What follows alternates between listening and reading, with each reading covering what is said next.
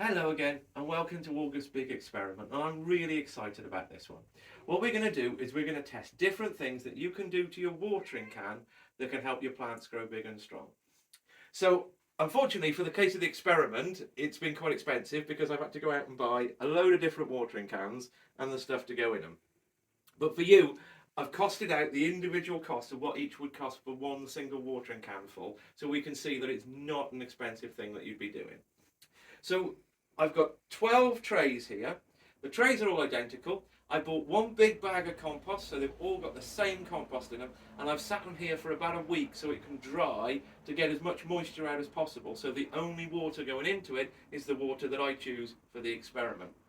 So what we've got is these 12 different trays, as I say. So we're going to try one with tap water, and as you can see, the cost for that is zero. There's no additional cost. You've got water coming out the tap anyway. Rainwater, well, I've got butts outside, so there's no additional cost for that. And Malvern spring water. Well, myself and Debbie go over to Malvern quite a bit. We just get it at the side of the hill. It pops out the taps there. So that's of no cost to us either. This one, we've got quartz infused water. So what I did was I went around the garden, dug up some bits of quartz, gave them a bit of a wash, and threw them in the bottom of the watering can. They'll just sit in the bottom of the can, and the water is infused with quartz. This is a homeopathy mix. So Debbie's doing a homeopathy course. So I've got her to put together for me a mixture of different things that she thinks will help grow the plants grow big and strong. We can go into more detail on this on a later date because there's going to be quite a few videos on this as these progress. So we can talk about each one in more detail in those later videos. But you can see that for that single mix that goes in that watering can, 13 pence. The next one is Orgon infused. Well, I went on eBay and I bought an Orgon generator. I bought it from somebody called themselves Purple Night Water. They seem to know what they were talking about. This particular one cost me £5.52, and all I've done is chuck it in the bottom of the can and let it sit there and mix with the water. I've got Adventurine. Now that's is a mineral that I've bought off eBay again. I bought it in a little tiny form. It's in the bottom of one of the cans. I just had a handful of it, threw it in the bottom of the can and let the water mix with it. And the same with moss agate. Now moss agate is known as the gardener's stone, so I thought that might be a good choice to test as well. And then down on the bottom row here, we've got sea minerals. Now this one is called C90. Now, effectively, it's somebody's got a great big bucket of seawater and they've dried it out in the sun, and it's the residue that's left is what the sea minerals are. But I thought that the sea's an awful long way from here. It's a long way to drive, so I went and bought that. That cost me £10.99 for a kilo, but you only use half a teaspoon in a watering can. So I reckon that's about 11 pence per watering can. I've also got an electrified one. You can see that there. I've got one of those antennas that I put in the garden, and I've sellotaped it to the handle there so it doesn't fall over. But say it's got garden quartz in it, so that's got a reasonable voltage. So that's electrifying the water, and I've used bits and pieces out of my own workshop to do that. So the additional cost of that is zero. Magnetic one, and this is quite interesting. So what I've done is I've taken a load of old speakers, smashed them up, and taken the round magnet out and pushed it over the spout of my watering can. Now the theory behind this is that as I tip the water, if you do it slowly, it goes through the magnets there and it becomes magnetic water, and it's supposed to boost your plants enormously.